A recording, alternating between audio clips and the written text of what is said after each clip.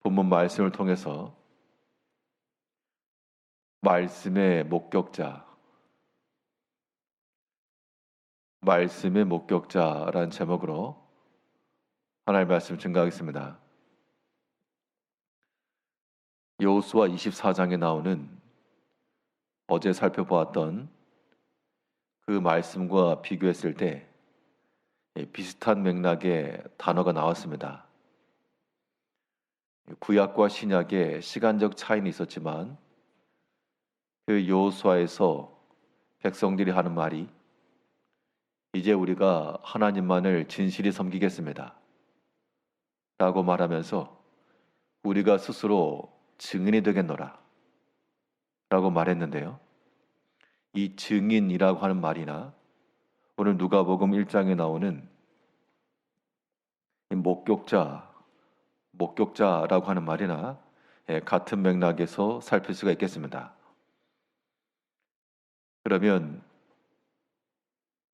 오늘날 말씀의 목격자로 살아가야 될 그런 사명이 우리 가운데 있을 것인데요. 그 말씀을 우리가 알고 듣고 그것을 그대로 나타내고 전해주는 그런 말씀의 목격자가 되기 위해서 우리가 어떠한 모습을 지닐 것인가? 오늘 본 말씀을 통해 살펴보게 되면 먼저 우리가 말씀의 목격자가 된다라고 하는 것은 우리에게 요청하시는 그 말씀을 요구하시는 하나님을 향한 우리의 입장이 확립이 되어야 됩니다. 즉 우리에게 말씀을 요구하시는 주를 향한 큰 용기가 우리 가운데 있을 때라야 말씀의 목격자의 역할을 할 수가 있는 겁니다. 오늘 본문 1절부터 보면 우리 중에 이루어진 사실에 대하여 처음부터 목격자와 말씀의 일꾼된 자들이 전하여 준 그대로 내력을 저술하려고 붓을 든 사람이 많은지라. 2절 내용을 보면 초대교회 당시 예수님의 행적에 관한 여러 가지 다양한 기록들이 있었다라고 하는 걸 알 수가 있고 그 많은 기록들 가운데 특별히 하나님께서 선별하여 우리 가운데 남겨주신 것이 바로 신약 성경입니다. 이때 말씀의 목격자가 되었다. 처음부터 목격자가 되었다. 이건 그리스도 예수에 관한 사실입니다. 그러면 그 당시 초대교회 때 이러한 예수의 목격자, 말씀을 그대로 증언한다라고 하는 것이 쉬운 일이었는가? 증인이라고 하는 이 말에서부터 나온 단어가 뭐라 그랬습니까? 순교자예요, 순교자. 그들이 보고 들은 것을 말하는 것이 자기 자신에게는 큰 해로움으로도 돌아올 수 있기 때문에 우리가 어떠한 목격에 대한 요청이 있어도 그것을 거절하는 경우도 많습니다. 어떤 사건에 연루되어서 내가 분명히 봤는데 이것을 법정에서나 혹은 그 사람을 위해서 증언하다 보면 그 반대된 입장이죠. 그런 사람들로부터 위협 혹은 내가 괜히 당할 어려움 이런 것 때문에 이 목격자의 위치, 그 증언을 거절하거나 회피하는 경우가 많다는 겁니다. 말씀의 목격과 증언도 마찬가지입니다. 우리가 말씀대로 살지 않으면 편하거든요. 우리 육체에 원하는 대로 좀 수월하게 나갈 수 있을 거기 때문에 말씀을 따라간다라고 하는 거, 또 목격자라고 하는 것은 내가 먼저 보는 것이고 내가 먼저 경험하는 것이기 때문에 그 말씀 가운데 거하는 것을 사람들이 거부하기 쉽다는 겁니다. 그러나 내가 일어서서 그 말씀의 목격자가 되겠노라 라고 말하는 것은 우리에게 그것을 요구하시는 하나님 편에 우리가 온전히 선다는 것이요. 뿐만 아니라 그 반대의 위협과 손해와 이런 모든 위험 요소가 있어도 이것에 대해서 충분히 감당하고자 하는 용기를 지니는 겁니다. 우리가 하나님께서 주시는 말씀에 대해서 외면하지 않고요. 지식으로 들은 말씀만 아니고 그것이 우리의 삶 가운데서 적용해 달라 치면 그 말씀을 실천하고 순종하려고 치면 누구보다도 우리 자신이 위협하는 거예요. 우리 육체가 우리 영혼을 위협하여 그렇게 하지 마라.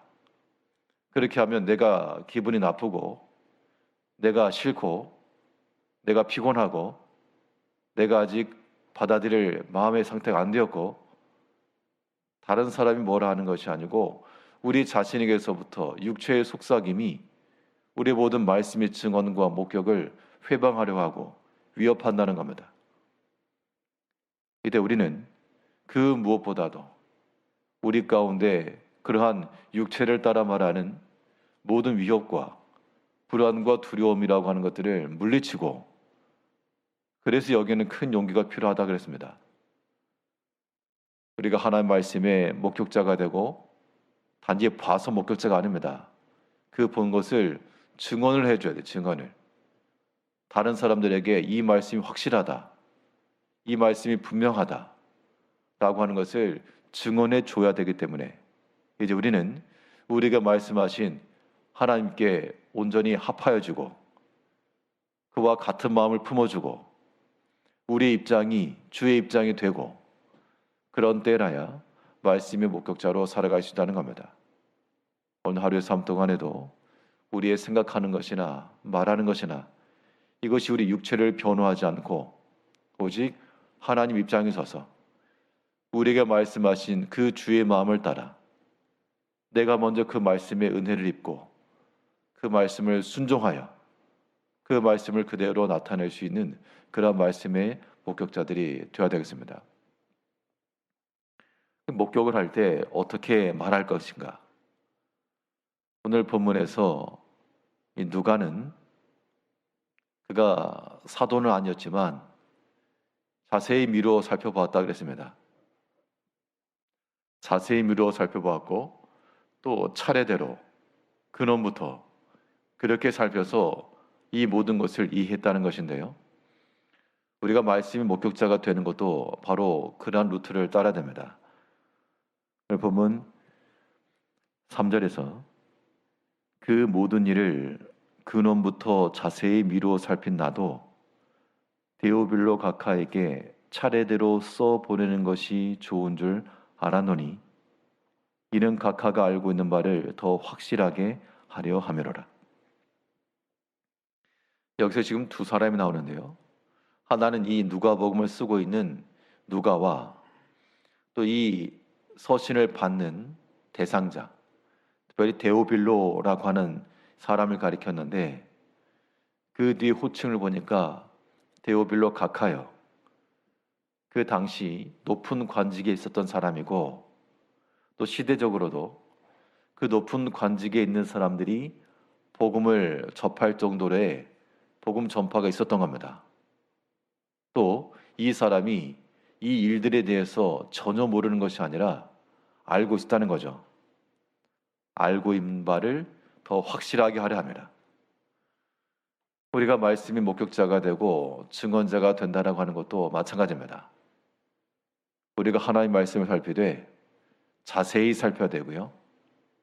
또 그 말씀의 근원을 잘 살피셔야 되고 차례대로 살펴야 되고 그렇게 하게 되면 그 말씀의 힘과 능력이 우리 가운데 임하여서 우리가 익히 알고 있는 그 말씀의 깊이를 더 깊이 있게 할 것이고 우리가 지식으로 알고 있는 것들을 더 깊이 있게 깨닫게 할 것이며 이것이 우리가 말씀에 목격하는 바요. 그런 목격이 있어야 증언하는 겁니다. 우리가 하나님의 말씀을 보지도 않고 듣지도 않고 무엇을 가지고 목격했다 말하겠습니까? 그러한 소설가가 되지 않도록 이제 우리의 모든 마음과 관심이 하나님께 있어서 그가 우리에게 향하신 말씀을 힘써 듣고 또한 우리에게 주신 말씀을 묵상하며 그의 깨달은 대로 우리의 손과 발이 움직여 우리가 모든 일에 있어서 모든 면에 있어서 그 말씀을 실천하고 체험하고 목격한 바가 되어 그것을 그대로 전해줘야 되겠습니다. 이 누가는 그 일평생 걸쳐서 살펴보았던 그가 직접 예수를 만났다는 증거는 없으나 그러나 바울 사도와의 통역함을 통하여 그를 통해 들었던 말씀들을 차례대로 순서대로 잘 정리해 놨다가 이것을 또한 전해준 겁니다. 이제 우리가 말씀의 목격자라고 하는 것이 우리가 회피하는 자가 되지 않고 나도 아는데 나도 봤는데 그런 것이 아니고 이제 우리가 분연히 일어나 주의 편에 서서 이 말씀이 옳소이다. 이 말씀이 참되며 이 말씀이 확실하다. 라고 하는 것을 증언해 줄 수 있기까지 우리의 마음과 주의 마음을 같이 하며 그의 우리가 주의 편에 서며 주의 말씀을 항상 근원부터 자세히 살펴 우리를 향하신 하나님의 사랑과 모든 은총을 발견해 나가시는 복된 주의 성도들 되시기를 바라겠습니다. 기도하겠습니다.